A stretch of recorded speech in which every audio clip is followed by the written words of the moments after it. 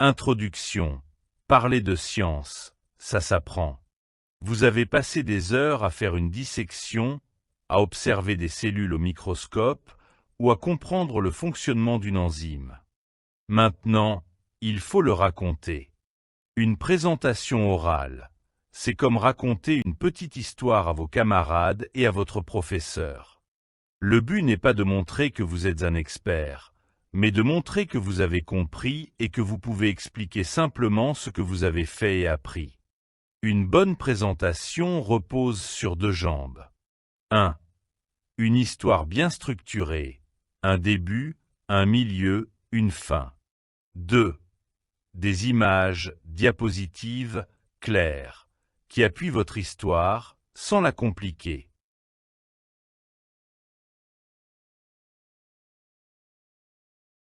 Introduction. Pourquoi la communication orale est-elle cruciale? En biologie, comme dans toutes les sciences, la recherche ne prend tout son sens que lorsqu'elle est partagée et comprise par la communauté. La présentation orale, lors d'un séminaire de laboratoire, d'une conférence nationale ou internationale, est un exercice fondamental. Elle ne se résume pas à une simple lecture de vos articles.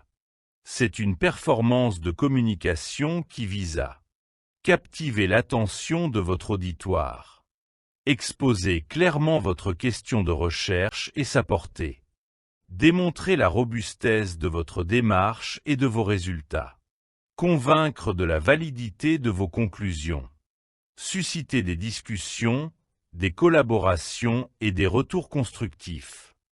Un exposé réussi est celui qui suit une structure narrative solide et s'appuie sur des supports visuels d'une clarté irréprochable. Nous allons explorer ces 2 piliers.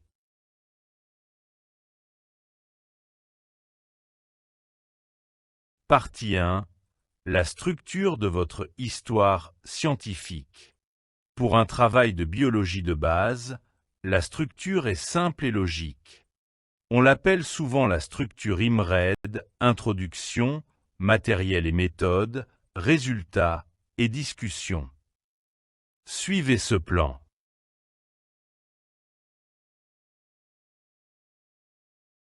Étape 1. L'introduction, le pourquoi. C'est la porte d'entrée de votre exposé. Vous devez présenter le sujet et dire pourquoi il est intéressant. 1. Commencez par une phrase générale d'accroche pour attirer l'attention, en partant du concept immédiat. Au exemple pour un TP sur la digestion de l'amidon, l'amidon est un glucide complexe présent dans les aliments comme les pâtes ou le pain. Pour que notre corps puisse l'utiliser comme énergie, il doit être découpé en plus petites unités, le glucose. 2. Resserrez le sujet sur ce que vous avez étudié. C'est la problématique simple. Au exemple, cette digestion est possible grâce à une enzyme, l'amylase, présente dans notre salive. Mais comment fonctionne exactement cette enzyme? Quelle est son efficacité? 3. Annoncez clairement votre objectif. Votre phrase doit être simple. Au exemple, l'objectif de notre TP était donc de mesurer l'activité de l'amylase salivaire et de voir si elle dépend de la température. Remarque, à la fin de votre introduction, votre auditoire doit savoir quel est le sujet et quel est le but de votre travail.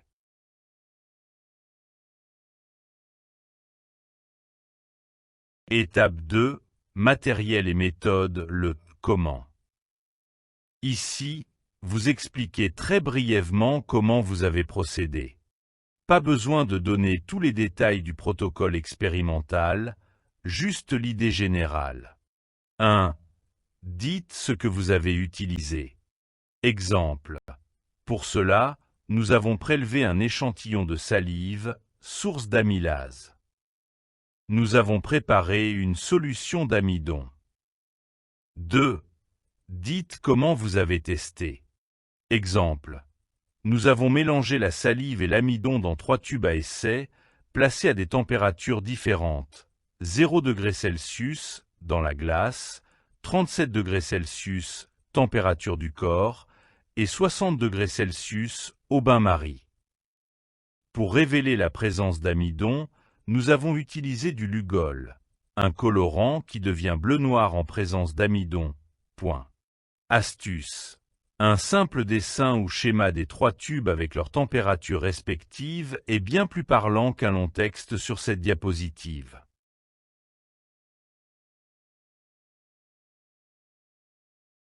Étape 3.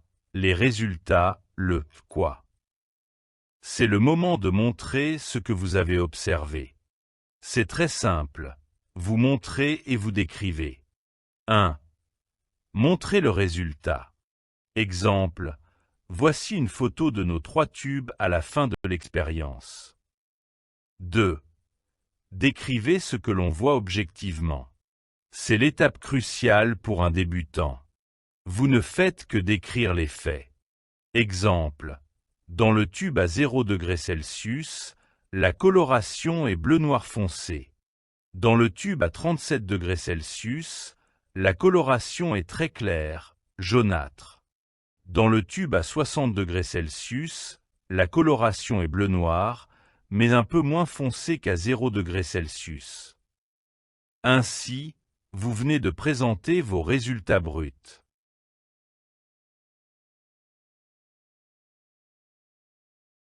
Étape 4.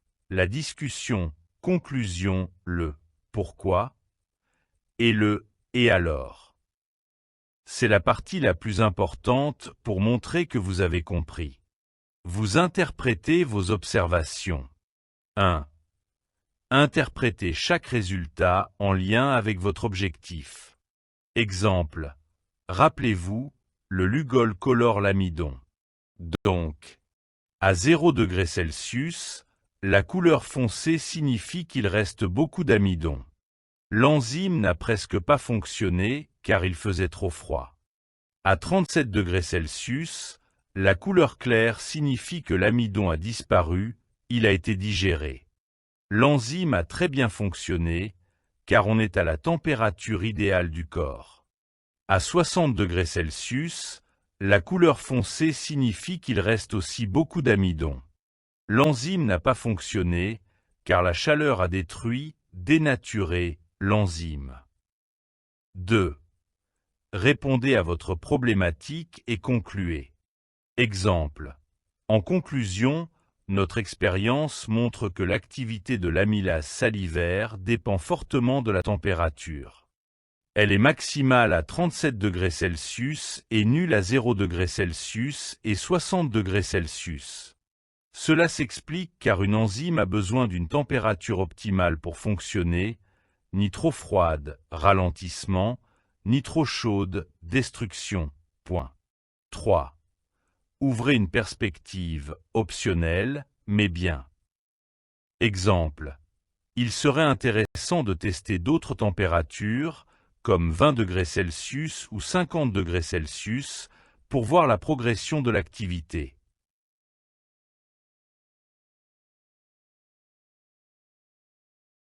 Partie 2. Les supports visuels simples et efficaces. Vos diapositives ne sont pas là pour que vous lisiez un texte. Elles sont là pour illustrer vos paroles. En biologie de base, on utilise principalement des photos, des schémas simples et des tableaux.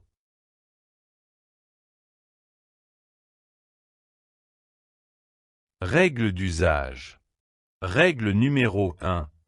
Une diapositive égale une idée. Si vous avez 3 résultats, vous faites 3 diapositives. Ne les entassez pas. Règle numéro 2. Le titre est une phrase complète. Le titre doit dire ce que vous voulez montrer. C'est un guide pour votre auditoire. Exemple, un mauvais titre, résultat TP amylase. Un bon titre, l'activité de l'amylase est maximale à 37 degrés Celsius. Règle numéro 3.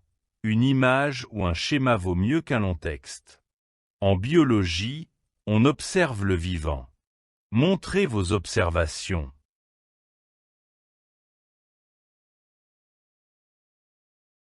« Exemple 1.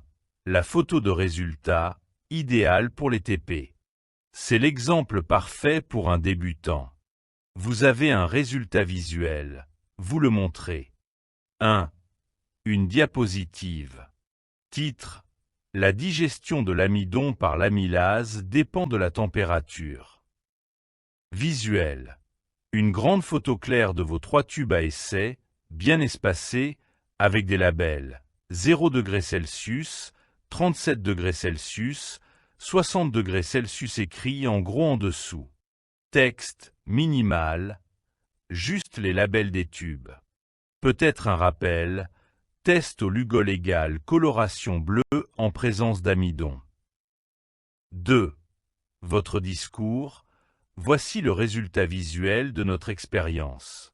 Le tube de gauche, resté à 0°C, est bleu foncé, l'amidon est encore là. Le tube du milieu, à 37°C, est jaune clair, tout l'amidon a été digéré. Le tube de droite, passé à 60°C, est redevenu bleu. L'amidon est intact, car l'enzyme a été détruite par la chaleur.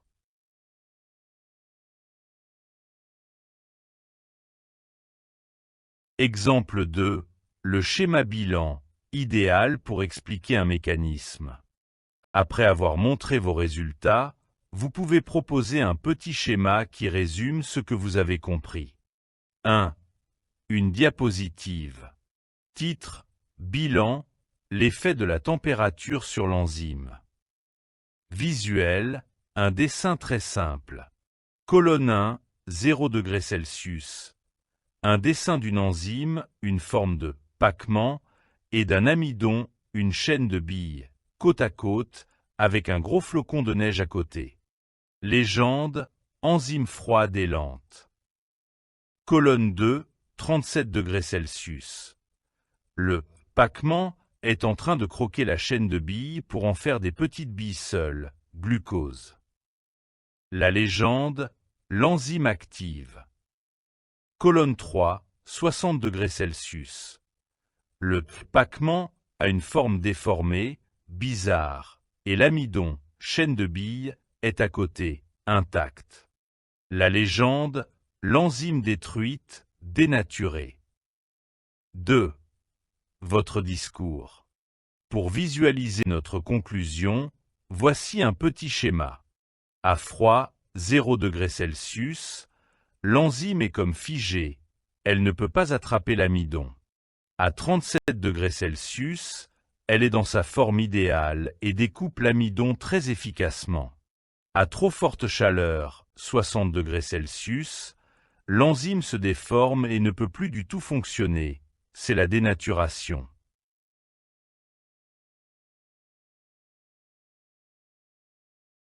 Exemple 3. Le tableau simple pour comparer des données.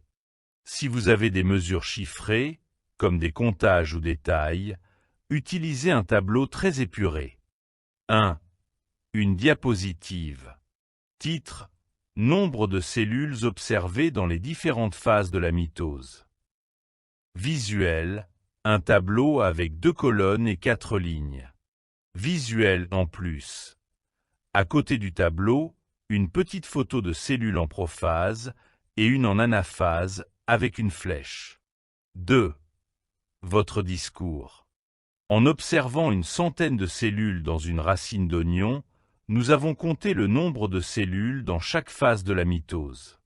Ce tableau montre que la prophase est la phase que nous avons le plus observée, 5 cellules, alors que l'anaphase est très courte et rare, 1 seule cellule.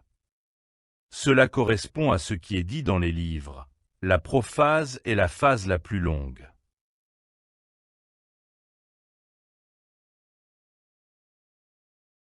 Résumé des erreurs à éviter, à ne pas faire. 1. Ne lisez pas vos diapositives. Votre public sait lire. Si vous vous retournez pour lire, vous perdez le contact avec eux. 2. N'écrivez pas des paragraphes entiers sur vos diapos. Personne ne les lira. Mettez juste les mots-clés. 3. N'utilisez pas de graphique 3D compliqué si un simple tableau ou une photo suffit. La 3D déforme la perception et embrouille. 4. Ne mettez pas trop d'informations sur une seule diapositive. Une seule idée, c'est plus facile à retenir.